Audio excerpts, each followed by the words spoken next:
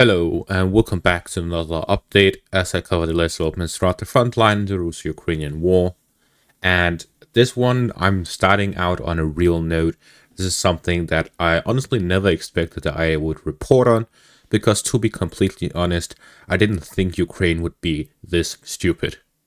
I say this because the Ukrainians have made the biggest mistake throughout this war, and that is this exact article by the Washington Post released just 34 minutes ago. Ukraine informs United States about decision to fire top general. White House officials did not support or object to the planned ouster of General Valery Zaluzhny, saying it's President Volodymyr Zelensky's sovereign choice. People familiar with the matter said. So the Ukrainians have finally took the decision. They have made it not public, but this source to the Washington Post says that it is done. It has happened. Zaluzhny has been fired by Zelensky. And this is clearly the biggest, a huge mistake of the Ukrainians. This is the worst situation the Ukrainians have been in since the very start of the war. To clarify exactly what I mean by this, we have to take a look at several different aspects. The very first one is the Ukrainian summer offensive of 2023, the one that started approximately 8 months ago. This summer offensive didn't see much success. The Ukrainians managed to gain a somewhat decent bulge into Russian-held territories, crossing the Surovikin line in one area, trying to reach Verbove, and captured one village here in the Robotyne direction. There were multiple other parts to it, but none of them really had any significant success. The main reason for this was two things. The first one is that the Russians were allowed to build their multiple line defensive system. The defensive network of the Russians was holding on heavily against the Ukrainian attacks, and therefore Zaluzhny very quickly identified that the Ukrainian army would not succeed in this offensive, even if they put all of their units into one significant push, like the United States was advocating for. The initial armored assaults launched by the Ukrainians at the start of the offensive ended up with creating a few Leopard graveyards and Bradley graveyards at the section of the front. So that was the real result of the summer offensive. What followed was months-long efforts by the Ukrainians to launch small assault groups to attempt to capture more territory, and that is when they saw the most success. They were launching small assault groups, limiting their own casualties, avoiding the destruction of their own armored vehicles so that they could save up their force for a long-term defensive strategy. The strength of Zaluzhny is two things: his willingness to test things out and his ability to identify what works and what does not work. This is why Ukraine has been able to have so much success throughout the front line, throughout this war, because Zaluzhny has tried out a lot of things and he did what worked and he kept at it whenever it did work. So that is why we have seen that the Ukrainians, despite their months-long offensive, only suffered very limited amount of casualties compared to what was expected from such a heavy operation. This left the Ukrainian army somewhat intact of their offensive capabilities, despite launching this major offensive that was waited for so long. So the offensive failed, but the Ukrainian offensive capability did not end. This is why, despite the Russians launching their own somewhat offensive of doing a lot of positional fighting throughout the front line, and mainly focused around Avdiivka, where there's been a lot of fighting here specifically, the Ukrainians have been able to deal with most of these Russian attempts at capturing territories. This is mainly due to the offensive capability of the Ukrainians being left intact so that they can enact this active defense strategy. So this is the first big issue with firing Zaluzhny. They lose the one general who is aware and has these abilities to identify what works and what doesn't work, and to stop what doesn't work before it becomes too costly.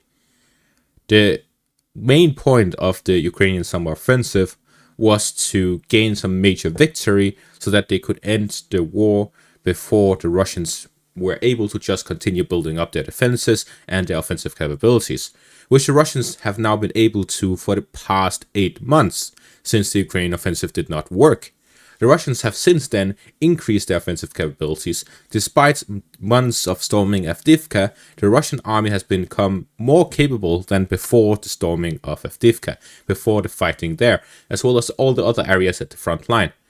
Every day that goes by, the Russian army becomes stronger. And this is at a much quicker rate than the Ukrainians. You may even argue that the balance of power is very quickly tipping in favor of the Russians. And this isn't just myself saying this. Listen to this quote by Major General of the Armed Forces of Ukraine, Dmitry Marchenko. He says, "The Russian army will calmly march on Kyiv this year if they regroup their forces now." He also said, to clarify his words, they didn't just go back, meaning from the Battle of Kyiv. Nobody just leaves during a war. They retreated in order to reassess the situation, draw conclusions, regroup troops, and go again, emphasized the Major General of the Armed Forces of Ukraine. The Russian armed forces have the strength, means, and quantity. Therefore, Marchenko called on Ukrainians not to relax. Maybe if this Marchenko guy became the next commander-in-chief, the Ukrainians may still have a chance. But if it is someone like Budanov, then I'm not so sure.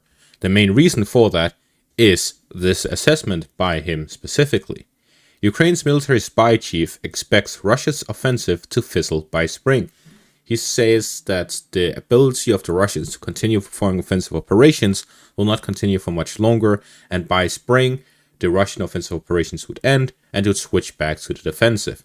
And at that point, he says, the Ukrainian military said it was in active defense while carrying out counterattacks. Russia's offensive is still ongoing. Somewhere in early spring, it will be exhausted completely.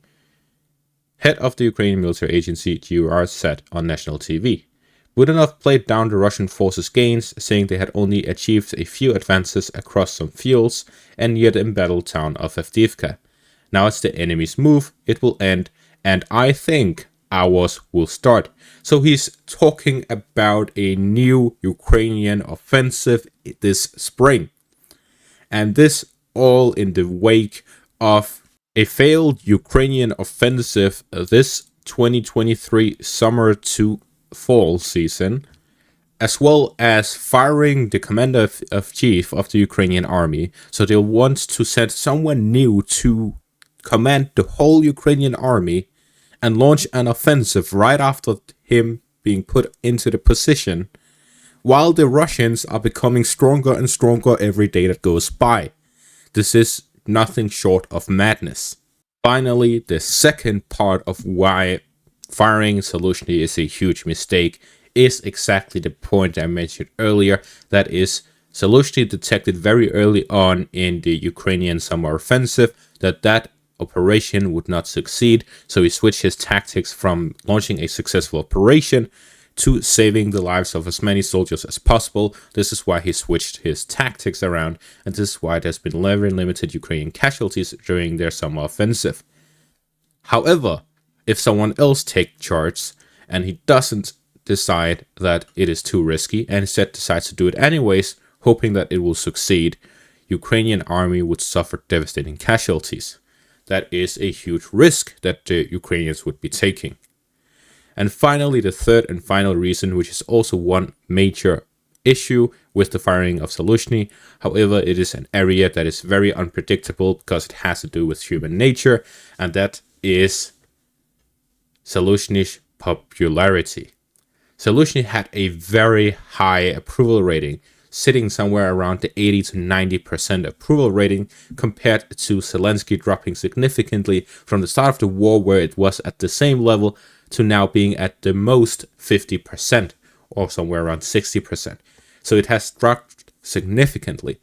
And the way they measured it in a sense that Zaluzhny was much more popular than Zelensky, and the majority of the Ukrainian population were significantly opposed to firing Zaluzhny, yet Zelensky doing that nonetheless is a huge political mistake on his part, and this is all in fear of Zaluzhny taking power from Zelensky in the upcoming Ukrainian election. It is, simply said, a massive disaster for Ukraine. And that is going to be one of two parts. The second part will be my assumption or analysis of an upcoming Ukrainian offensive here in the spring, considering the words of Budanov. And that is going to be all for this update. Thank you all for watching and have a great day.